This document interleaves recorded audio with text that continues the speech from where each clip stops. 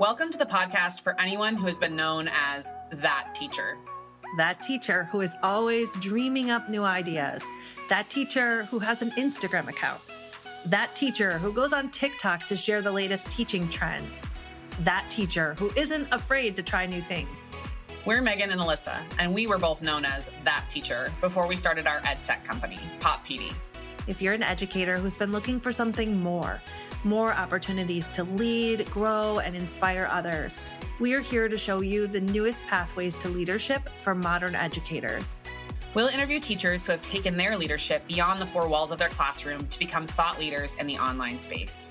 You'll hear about the ups and downs of their experience sharing their educator journey online, and we hope you'll be inspired and re-energized by their unique stories.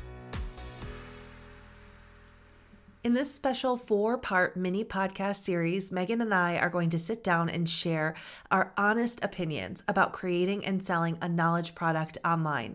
That could be a course, a workshop, a mini course, a membership. If you have thoughts, ideas, and experiences to share that could help someone else solve a problem, you've probably already thought of or already tried creating a knowledge product. In 2020, online courses took off in a major way. You probably purchased a few or more yourself during that time. But in our opinion, people jumped into creating online courses a little too fast. And as a result, many online courses just aren't very good. They've gotten a bit of a bad reputation thanks to thrown together learning experiences or lengthy online courses with 7 hours of talking over slides videos. It's okay if you've put together a course like this. We can help you think outside of the box and revamp. Megan and I have supported hundreds of course creators between the two of us and have created our own online programs as well. We've worked with teachers, educational consultants, business consultants, and all kinds of entrepreneurs from dog trainers to branding experts to home organization gurus. We help thought leaders turn their expertise into a unique, shareable offer, and we love doing it. Megan focuses on creating the best online learning experience, which helps you get more feedback, better testimonials, and make more impact. I focus on program messaging and marketing, which helps you figure out exactly how to talk about the methods you teach in your online program in a way that makes people want to dive right in and then share with their friends immediately. We're really passionate about our work, as I'm sure you'll be able to tell in these episodes. We've decided to put our brains together to create a space to help you craft better learning experiences that are totally wow-worthy and shareable. Our newest program design studio, PopStudio, is your place to get support to think outside of the box when it comes to program design and marketing so that you can create something that actually impacts and sets your offer apart from the rest. So now through January 1st of 2024, we're offering support for course creators who want to work with us on the first or next design of their program. We'll help you sort out your ideas into a unique map of your knowledge, and we'll uncover your unique methodology so that you have the right words and visuals to share with your audience that will be different from anything they've ever seen before. We'll help you create your learning experience in half the time because we totally believe you can do so much better than a string of 20-minute talking head videos. So we've built a custom platform to support you where you can embed PDFs, demo videos, and other resources, and then add your own annotations to turn this into a one-of-a-kind learning experience. During our time working together, we'll support you from the initial map of your ideas all the way through the launch of your program using PopStudio's custom creator tools to help deliver a learning experience your audience will rave about. We can work on your program design as part of our group coaching program, or you can snag one of our limited spots for one-to-one support, which comes with a private Slack channel and one-to-one support calls with our team of program design strategists. Both packages come with 1 year all access to our PopStudio creator platform, where you'll be able to create an online course where your learners can interact by taking digital notes alongside your resources and using the built-in project management system to track tasks you've assigned related to the learning. We're just at the beginning of building out our Creator Studio, so we're excited to get you on board to share your ideas and help us shape the ultimate learning experience platform. Head to the link in the show notes to learn more about our limited time offer for group coaching and one-to-one services alongside the use of our PopStudio platform. In this episode, we're talking about alternatives to the traditional modules and lessons structure of an online course, especially for those of you who are turning an in-person professional development training into an online experience. If you have an online course and you haven't looked at your course completion rates or asked for feedback from your learners yet or looked in a while, we encourage you to do that after you listen to the podcast episode today. Because if your learners aren't consuming your course, you're not actually making the impact that you set out to make. And that could be the exact reason your course has stopped selling. We'll share our top reasons for learner drop off and tell you how to avoid it. And we'll share more about PopStudio's tools because we were able to 5x one course creator's completion rates with our tools and our methods. So we're sharing it all in this episode and in the couple of episodes after this one in this mini series. We're here with our first solo, or I should say duo episode of That Teacher podcast. Megan and I are recording this episode together. This is our first non-interview episode of the podcast. And this is because I was getting a bunch of messages on Instagram saying we miss your kind of like tutorial style podcasts. So Megan and I thought we would sit down and record some tutorials for you. Our areas of expertise kind of mesh really nicely if you're thinking about creating an online course. So that'll be kind of the direction we take. But a lot of the marketing strategy can be applied to different businesses. Megan specializes in course creation, curriculum. Am I missing anything? Organization. I'm such a loser. I like to think of it as learning experience design, because I think we'll talk about that as we go through today. But, course is, I think, and sometimes a misinterpreted word, and we can be a little more creative and thoughtful about all the things we can offer. But really just like taking your ideas and putting them out there in the world. Yeah. That's it.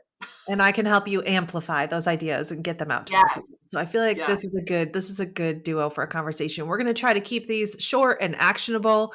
And so today we're talking about if you have an in-person professional development that works, how can you then turn around and take that and put that online? And this has been a real issue in the online course space because people, what would you say in 2020, this online course space like exploded and everyone had a course and some of them were really bad. Yeah. Yes. It was definitely building before then. Like, I think it's important. Obviously, COVID just accelerated everything. So I think it's useful to remember that this has been coming, and then COVID just turned the gas on, and everyone just was like, oh, well, we have to do this. So let's get it out there quickly. Good in some respects because it did accelerate that growth and that accessibility and all the benefits from being online, which we'll talk about. But also kind of some of the challenges with that, and people not really knowing, how to craft those asynchronous or even synchronous kind of online experiences, which are very different than being in person. Yeah. It's funny because I, as a teacher, when I went to make my first course, my mind immediately went to like, make some slides, record yourself talking over the slides, which is quite literally the opposite of what I would do in the classroom, but it's just where I defaulted to. And I think it can be so much better than that. Yeah, absolutely. It's interesting that is all of our defaults. I don't know if it's still just this like remaining old school, imagination or sense of teaching, that it's supposed to be kind of like stand and deliver slides and explanation. But that has definitely been a common thread throughout a lot of the online programs that I've seen.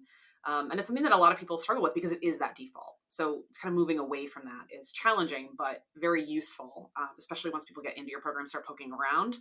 Noticing right away that you don't have only slides and kind of stand and deliver is a great way to. Yeah, because one thing we've been noticing, and this is the question, this is the problem we're trying to solve, because so many people have created a course and sold it, yet their engagement rates are so low. And this is a problem across the board. So if this is happening to you, it is not just you. Getting people to actually participate in your course is really tough. And if people are buying your course, but then they're not engaging with it, then ultimately at some point your growth is going to stall because you need those positive experiences, positive reviews and results to keep you going. For me, that's the fuel to my fire, right? Like that's why I keep creating is when people say, "Oh, Alyssa, that was so amazing. I saw results from that." If people are not seeing results, at some point you are going to feel that. It might take a little while, but you'll feel it. And so engagement is not like the first thing that comes to mind when you're creating a course, but it's the most important thing. And so that's what we've been working on. We're going to tell you a little bit about what we've discovered today. Yeah, and I think it's useful to note that this is stuff that we're working on currently, as you said, and that our approach has changed over the last Yeah. year. I mean, our you and I kicked off our relationship, as some listeners may know, of us working together, kind of revamping your own program, which is a great program, but it also does still have a lot of that kind of slides and instruction. Yeah. We were, I think, doing like the best version of that possible. But you and I have, even from what we've observed from, a lot of experience watching a lot of programs, working with a lot of people, there's kind of this like turning tide even, and people are really getting burnt out on that style. So what we're going to talk about today really is kind of at the forefront, we think, right? We might be biased because we're the ones working on it, but we really see kind of a need to kind of push the boundaries of what's normal, or what's kind of being done as a standard option, and starting to be a little more creative with how you think about putting those programs together. Yeah. And for teachers, especially, I think this is important. Like, I even think with Teacher Hustle University, I have a lot of slides and talking head videos. Yes. I think marketing lends itself a little bit more to that because it's so heavily steeped in like data points and information and charts and graphics. And when you're teaching professional development, that's not necessarily the case. It's modeling and it's activities and it's like thinking together and creating, and it's so much more than what you can produce on a slide. And in fact, if you have done an in-person professional development and it was really successful, then like the pieces of that successful training are probably not just straight information. And so, especially when we're teaching to teachers, this becomes really important. So, how would you say what's one tangible way that people can get creative if they're putting their professional development training, they're turning that into an online course? How can they get creative and think beyond just talking head videos when they're putting that stuff online? Yeah, for me, it all comes back to, what are they going to be using after they leave? What are they going to either have in their hands, physically or spiritually, right? Like, what are they taking with them to then apply to their practice? Because when you're thinking about training or learning experience, like targeted at someone who's then going to go do a job or like do something as a result of what you're teaching, you want to think like, what am I giving them to support them in that process? And a lot of times it's not just like lovely ideas. It's like actual tools and resources. And this is not just like, here's the worksheet that I use with my kids. It's, what are the notes that you have to yourself that you use to facilitate that worksheet that you use with your kids? It's thinking about the moments that teacher is about to deliver that lesson or is in the middle of delivering that lesson. What do they need? Right? Like, what's supporting them? What's on their side? Again, is it those notes to self? Is it a tracker of some kind?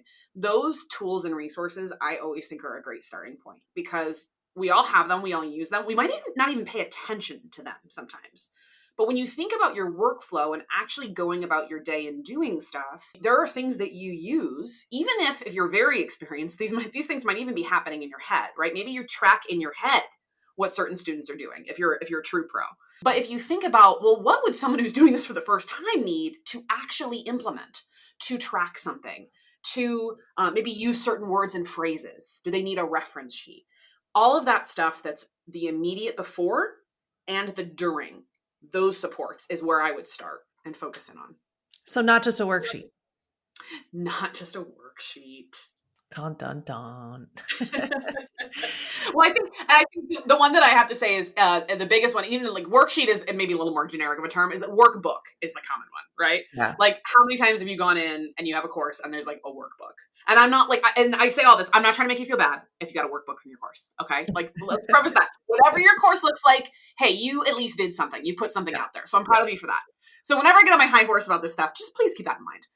But the workbook thing is a lot of times the workbooks are there for you to sit and kind of write and reflect and just kind of process ideas and information, really kind of like taking notes. That's not a bad thing, right? Like notes are the best. I say that with my notebook like right next to me to jot down things, that pop into my head.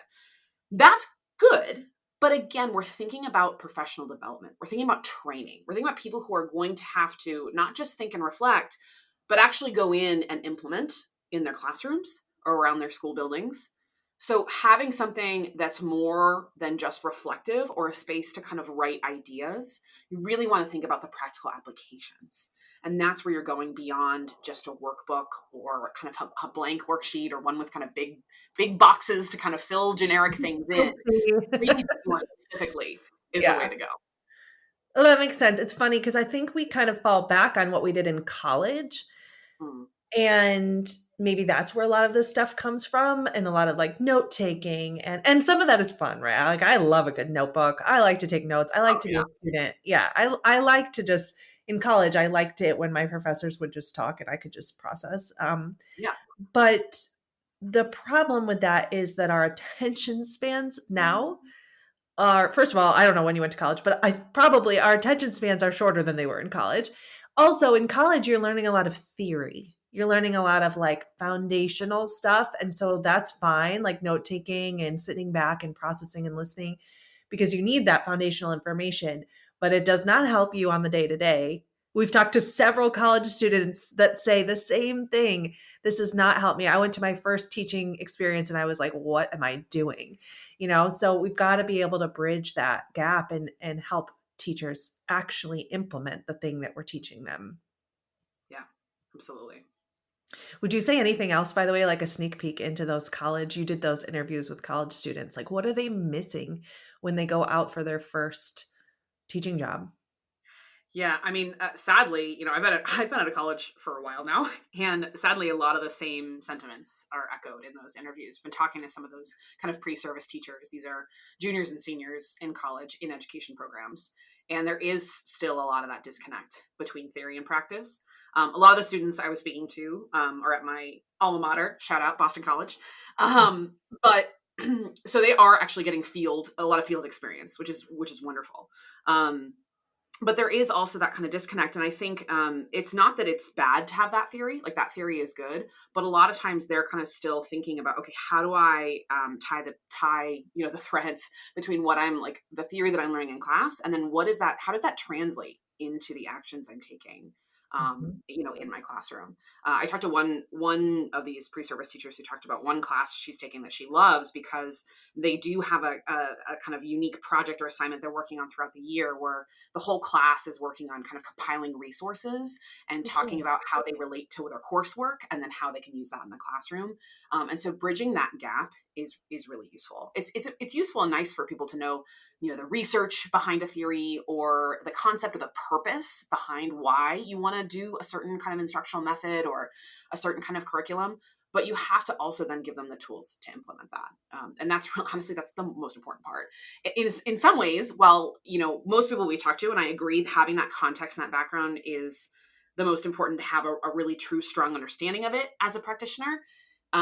If a teacher is pressed for time, we need to just give them that resource and we can maybe kind of fill in the context later, right? Like Yeah. teachers are strapped for time. You all listening to this are doing the hard work every single day. You don't always have time to sit and listen to 20 minutes on that theory.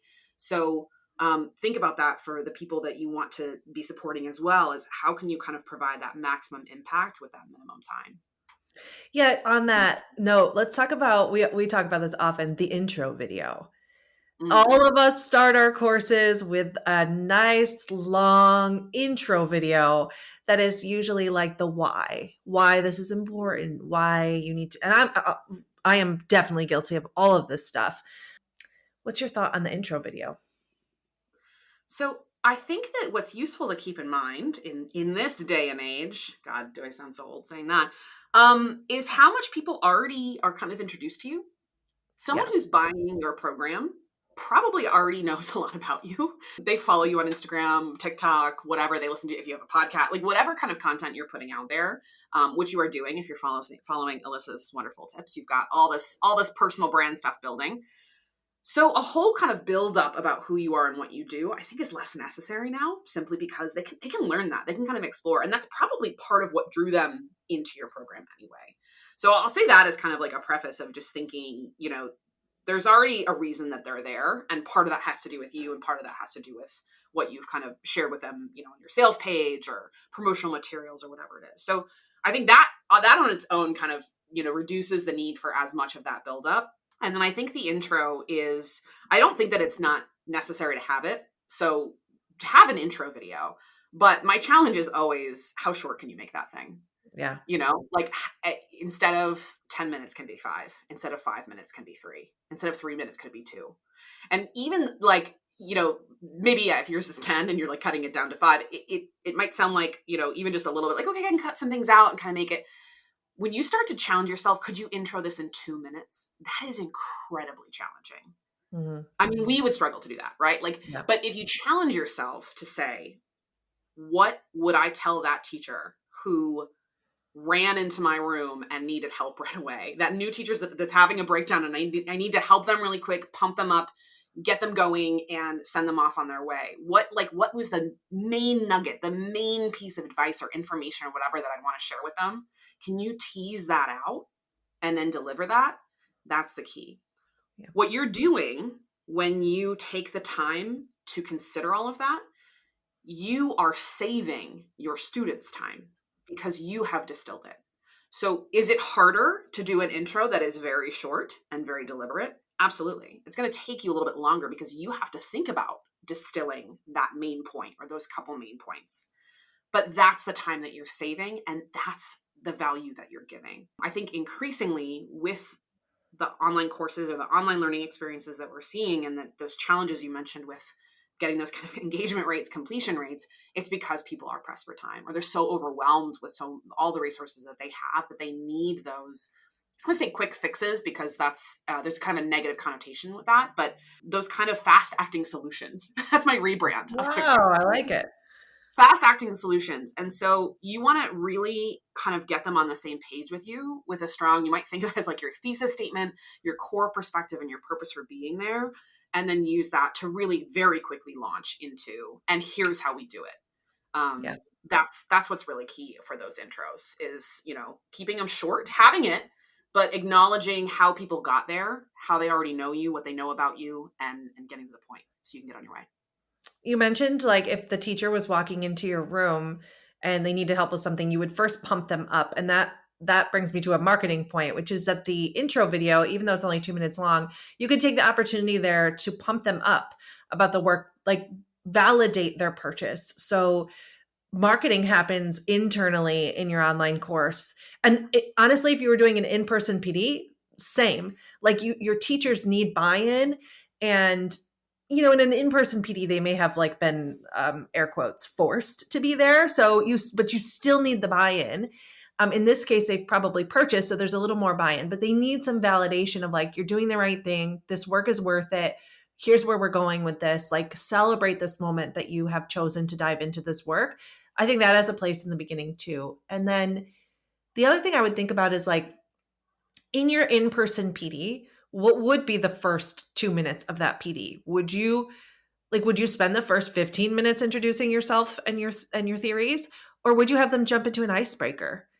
Could you do that here? Could you even do it before your 2 minute intro? Like, have a quick activity. And because this is like a dead zone in a course, right? Like, the first video is very hard to get people to get started and get that momentum. But if you can do it, then engagement will increase.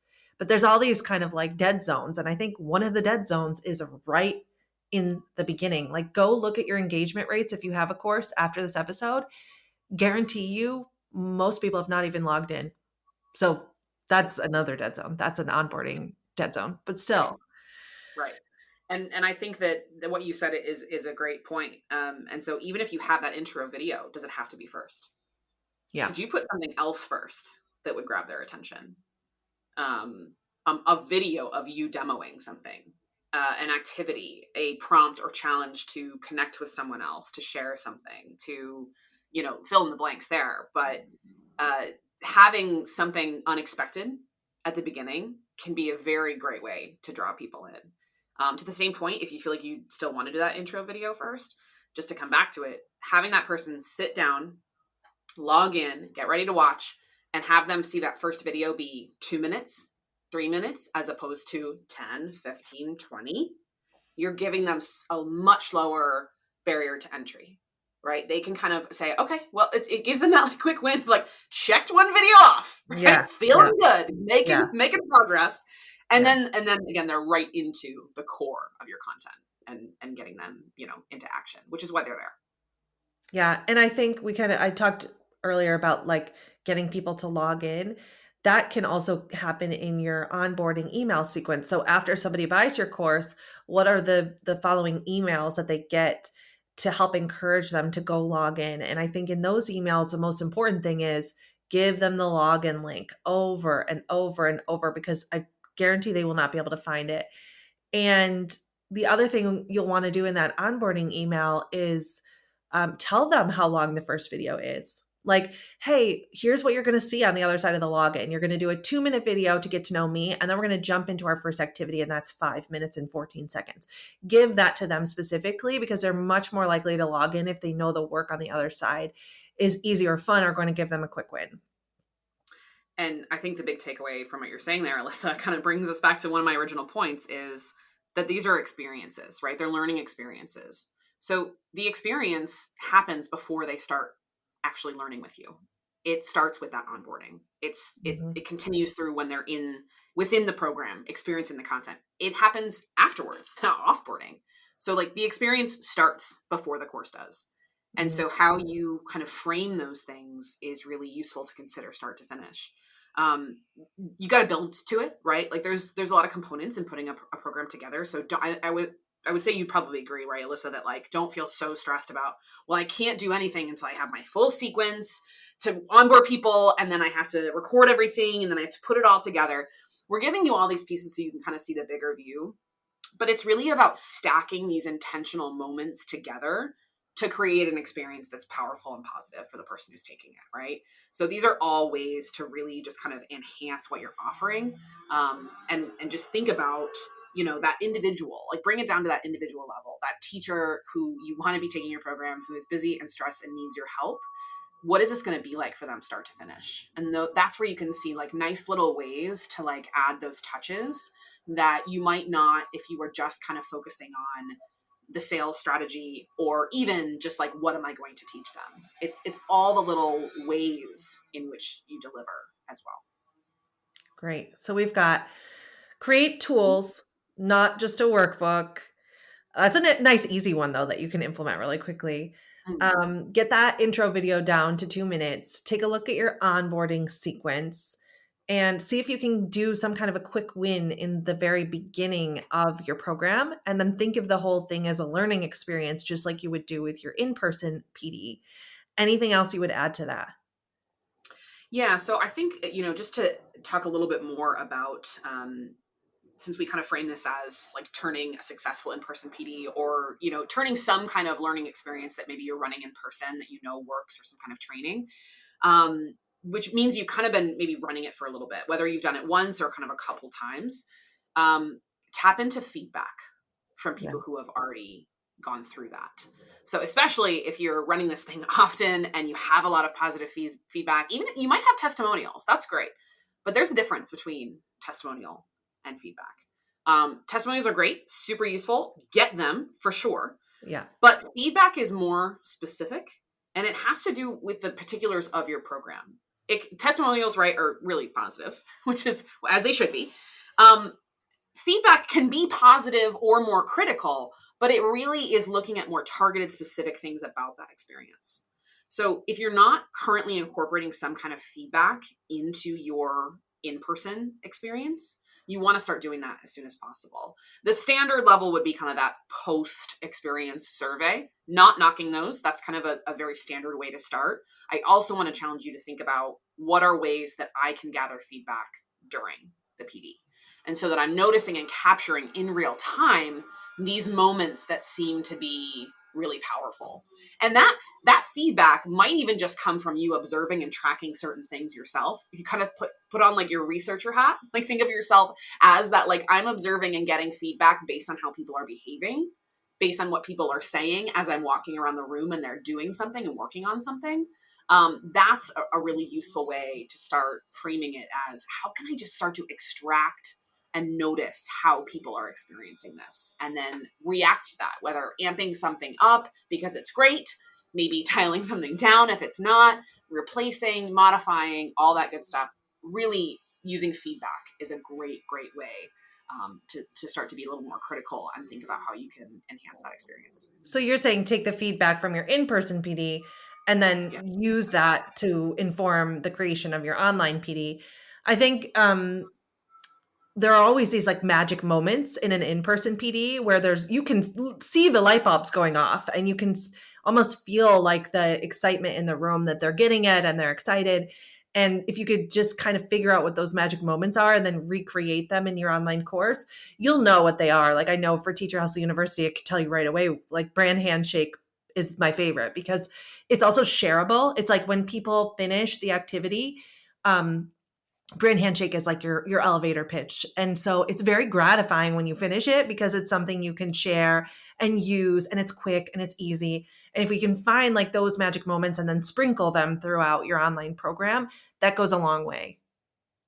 Yeah. And it also, you have to identify what's working first and or what's not working first, and then think about how that translates into the online space, because it's not a one for one, right? And I don't mean to downplay that. Like it is challenging often to make that transition. We're talking obviously already have about ways to make that translation happen. So if there's something that's happening in the moment that's really powerful, a lot of times in an in-person PD, that's going to have to do with people connecting with one another in some way, possibly.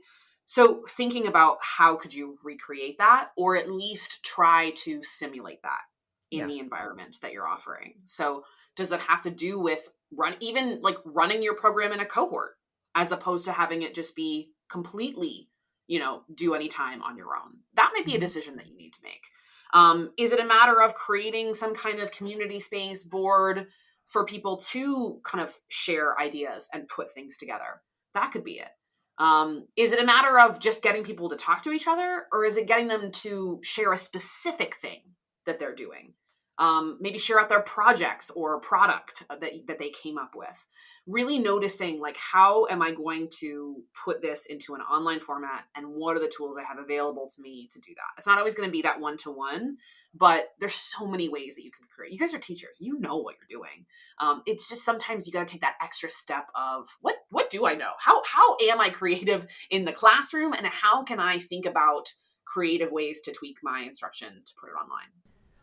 All right. I know we promised we would keep these quick, so let's end it right there. But I don't want to leave without saying again that we would love to have you check out PopStudio. We are going to be helping you do all of the things that we mentioned here in this episode today, including giving you the use of our new creator tools on the PopStudio platform, where we are building right into the platform a lot of the pieces that we've talked about here today. And we would love to have you giving us your ideas and feedback and building right along with us. We are aiming to build a creator platform that also considers the learner and the learner's experience as well, something that only a group of teachers could build. We're really excited, and the link is in the show notes for you to grab your spot in our group coaching or our one-to-one services for PopStudio that comes with a year of an all access pass to our PopStudio creator tools within our platform. So we hope to see you over there.